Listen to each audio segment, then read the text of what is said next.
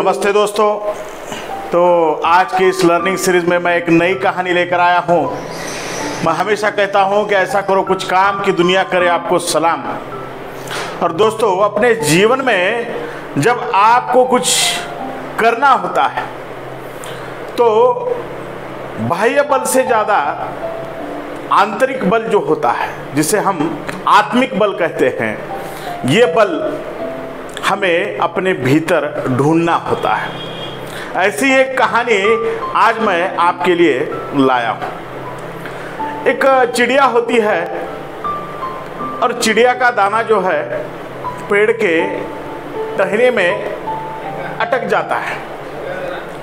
फिर चिड़िया जो है वह चिड़िया उस पेड़ से कहती है कि मेरा दाना दे दो, लेकिन पेड़ नहीं मानता है कि मेरे किस टहनी में दाना बैठा है मुझे मालूम नहीं। ऐसा कहकर उस चिड़िया को भगा देता है। चिड़िया जो है वह बढ़ई के पास जाती है। बढ़ई को कहती है कि वह जो पेड़ है वह पेड़ मेरा दाना नहीं दे रहा है और तुम चलो और उस पेड़ को काटो। अब कारपेंटर जो है वो कारपेंटर कहता है कि किस प्रकार से मैं उस पेड़ को काटूं तेरे इतने छोटे दाने के लिए। ऐसा कहकर वो चिड़िया को वहाँ से भगा देता है। भगा देने के बाद वह राजा के पास चली जाती है और राजा से कहती है कि मेरा दाना जो है उस पेड़ में अटक गया है, वो पेड़ नहीं दे रहा है। कारपेंटर को मैंने कहा उस पेड़ को काटो, लेकिन वह पेड़ काटने के लिए तैयार नहीं है। तो आप उस बढ़ई को, उस कारपेंटर को आप सज़ा सुनाइए। अब इतनी सी छोटी बात के लिए मैं उसे सज़ा कैसे सुनाऊं, ये राजा कहता है, और मैं सज़ा नहीं सुना सकता कहकर उसे वहाँ से भगा देता है। फिर यहाँ तक ही वह चिड़िया चुप नहीं बैठी। आगे चलकर वह जो सुबह सुबह राजा जी जिस हाथी पर सवार होकर निकलते थे उस महावत भाई साहब के पास गई और महावत जी से उसने कहा कि तुम्हारे राजा को सुबह सुबह तुम गिरा दो। महावत कहता क्यों?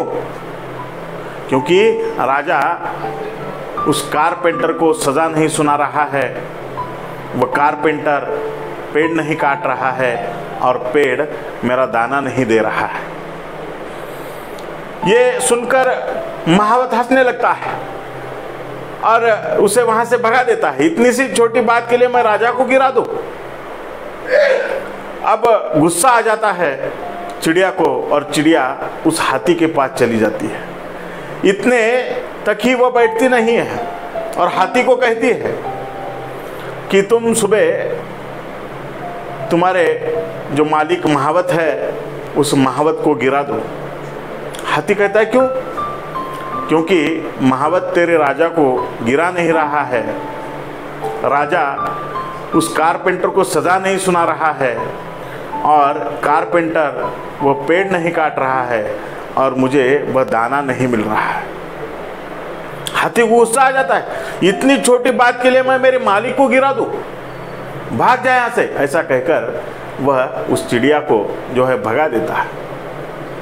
अब चिड़िया इसके आगे जाकर वह एक चींटी से बात करती है और चींटी को बताती है ये पूरी कहानी, और तुझे हाथी की सूंड में जाना है और वहाँ जाकर तुझे उसे काटना है ताकि वह महावत भी गिरे, राजा भी गिरे और उस कारपेंटर को भी सज़ा मिले। इस प्रकार यह कहानी उसे बताती है, लेकिन चींटी नहीं मानती। अब तक तो ठीक था, लेकिन चिड़िया जो है अब तक सभी से निवेदन कर रही थी कि मेरा इतना सा काम कर दो, लेकिन उसने अब रौद्र रूप धारण कर लिया। अपनी ताकत को उसने पहचाना और उस चींटी से कहा कि तू अगर काम नहीं करेगी तो मैं अपनी चोंच में तुझे दबा दूंगी। चींटी डर कर राजा के पास जाती है। ये सारी बातें वह चींटी बताती है। राजा फिर उस बढ़ई को बुला लेते हैं और उससे कहते हैं सज़ा तो तुम्हें मिलेगी। तो कारपेंटर कहता है कि मैं जाकर तुरंत ही उस पेड़ को काटता हूँ। जब कारपेंटर उस पेड़ के नज़दीक जाता है उसे काटने के लिए, तो पेड़ भी डर जाता है और वह पेड़, वह जो दाना उसकी डाली में फंसा हुआ था, वह दाना वह पेड़ उस चिड़िया को देता है।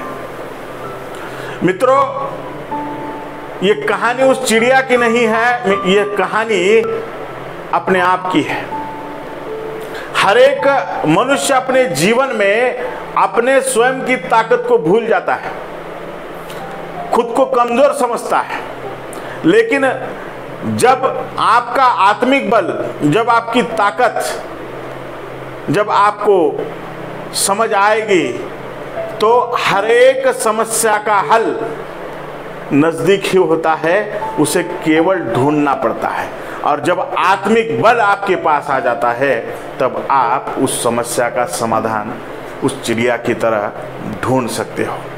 इस प्रकार यह कहानी के माध्यम से मुझे इतना ही कहना था कि अपना बल खुद पहचानो, अपने जीवन में आगे बढ़ो, कुछ कर दिखाओ। और मैं हमेशा ऐसा ही कहता हूं कि कुछ ऐसा करो काम कि दुनिया करे आपको सलाम। धन्यवाद मित्रों, मेरा चैनल सब्सक्राइब कीजिए।